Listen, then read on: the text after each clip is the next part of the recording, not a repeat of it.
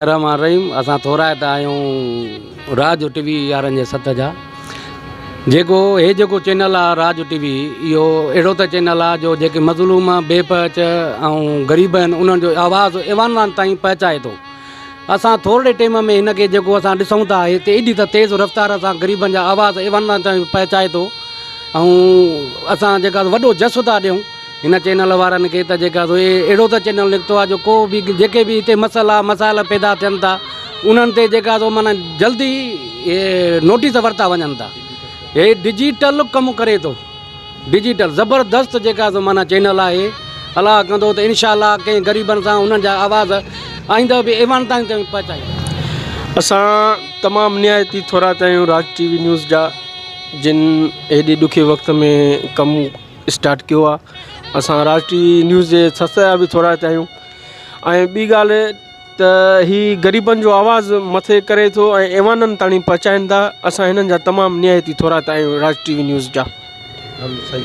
नज़र सां कीअं था ॾिसो त कीअं कमु करे थी? थोरे अरसे में जेकी राज टीवी आहे ऐं मां जेके डेली वेज जे हिसाब सां हीअ चैनल ॾिसंदो आहियां, उहो अहिड़ो चैनल मूंखे एतिरो मज़ो ॾींदो आहे। ऐं जेके असीं पर्सनल दोस्त हूंदा आहिनि त चवंदा आहिनि सिंधू जे जेके सिंध में इशू आहिनि उहे राज जॾहिं तव्हांखे ॾिसणु खपे त उहा राज टीवी ॾिसणु खपे।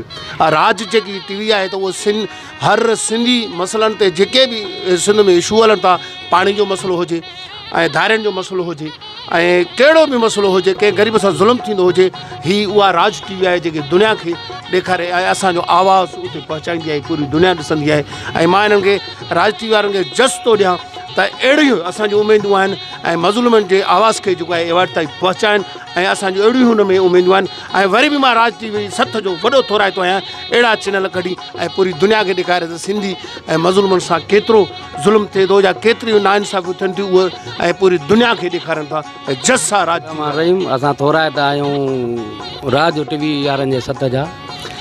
जेको चैनल आहे राज टीवी, इहो अहिड़ो त चैनल आहे जो जेके मज़लूम बेपच ऐं ग़रीब आहिनि उन्हनि जो आवाज़ु इवान ताईं पहुचाए थो।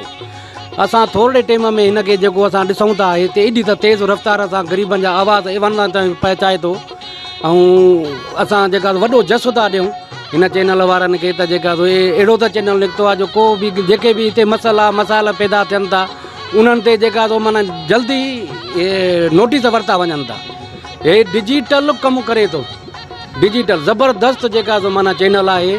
अलाह कंदो त इनशाअल्लाह कंहिं ग़रीबनि सां उन्हनि जा आवाज़ आईंदा बि इवान ताईं पहुचाए। बॉर्डर टाइम्स न्यूज़ जे तरफ़ खां मोहम्मद आसिम मदनी सुमरो जस थो पेश करे राज टीवी न्यूज़ जे सथ खे, जिन तमामु थोरे टाइम में हिननि कामयाबी माणी आहे ऐं ग़रीब अवाम जो जेको हिननि आवाज़ मथे इवाननि ताईं पहुचायो आहे। ऐं असांखे पर उमेद आहे त इनशाअल्लाह ताला जेको बि ग़रीब माण्हू जो आवाज़ आहे हे माना इवाननि ताईं पहुचाईंदा आहिनि। जीअं ग़रीब माण्हू अवाम जो जेको ग़रीब अवाम आहे उन्हनि खे जेको आहे हिकिड़ो जेको हक़ीक़ी जेको आहे इंसाफ़ फ़राहम थींदो हिननि जे तरफ़ खां। असां निहायती तमामु शुक्रगुज़ार आहियूं राज टीवी न्यूज़ वारनि जा। महिरबानी सां बिल्कुलु त राज टीवी हिकु बहितरीनु कमु करे रही आहे, डिजिटल कमु करे रही आहे। ऐं सिंध राइटर फोरम रोज़ानी सिंध राइटर जी हैसियत सां राज टीवी जी सथ खे मुबारक पेश कयां थो जो डिजिटल कमु करे पई, तमामु बहितरीनु कमु करे पई।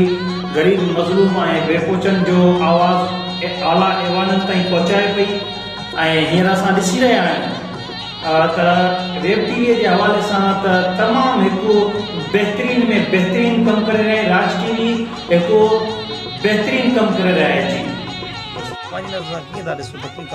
पहिरियां ई त राज टीवी जे सथ खे मुंहिंजे तरफ़ खां मुबारकूं। ऐं मां हिन वक़्तु हिन चैनल खे तमामु बहितर खां बहितर सम्झां थो, उहो इन हवाले सां त मूंखे यकीन आहे त हिन ग़रीब अवाम ऐं हिन सिंध जे ॾुतड़ियल माण्हुनि जो हीअ आवाज़ थी साम्हूं ईंदो ऐं इनशाअल्लाह ताला पूरी दुनिया में मनता माणींदो। ऐं हिन चैनल जा जेके साथी आहिनि इन्हनि में मूंखे सभई उमेदूं आहिनि त सिंध में जेको बि वहे वापरे पियो या जेके बि कमकारियूं थियनि था पिया या कंहिंसां ॾाढ थो थिए या किथे को ग़लति सिस्टम हले थो, उनखे हाईलाइट करे पूरी सिंध वासियुनि खे पैगाम ॾींदा। ऐं असीं बि हिननि दोस्तनि जा थोराइता आहियूं जो हिन चैनल खे प्रमोट करण जे लाइ पंहिंजा एफर्ट्स इस्तेमालु कनि था। ऐं इंशाअल्लाह ताला उहो वक़्तु परे नाहे त हीउ चैनल दुनिया जे उन्हनि चैनलनि में बि मशहूरु थींदो जिन मज़लूम क़ौमुनि ऐं मज़लूम आवाम जे लाइ आवाज़ु उथारियो आहे ऐं उते पहुता आहिनि। ऐं मां सम्झां थो त हिन TV चैनल जो सथ या हितां जी टोटल इंतिज़ामिया हिन धरतीअ जे लाइ पर पूरे पाकिस्तान जे लाइ जेके बि ॾुतड़ियल माण्हू हूंदा जिन खे बि इंसाफ़ जी घुर्ज हूंदी उते हू पहुची ही आवाज़ु आला हुकामनि ताईं पहुचाईंदा। ऐं मूंखे यकीन आहे त सिंध जो आवाज़ु खणी कुंड कुड़छ ताईं वेंदा ऐं असां उन्हनि साथियुनि खे मुबारकबाद पेश था कयूं ऐं वरी ॿीहर बि सदाईं लाइ मुबारकूं पेश था कयूं त जीअं ही साथी अञा बि वधीक पूरी सिंध ऐं पूरे पाकिस्तान में बहितर खां बहितर कमु कनि। वॾी महिरबानी।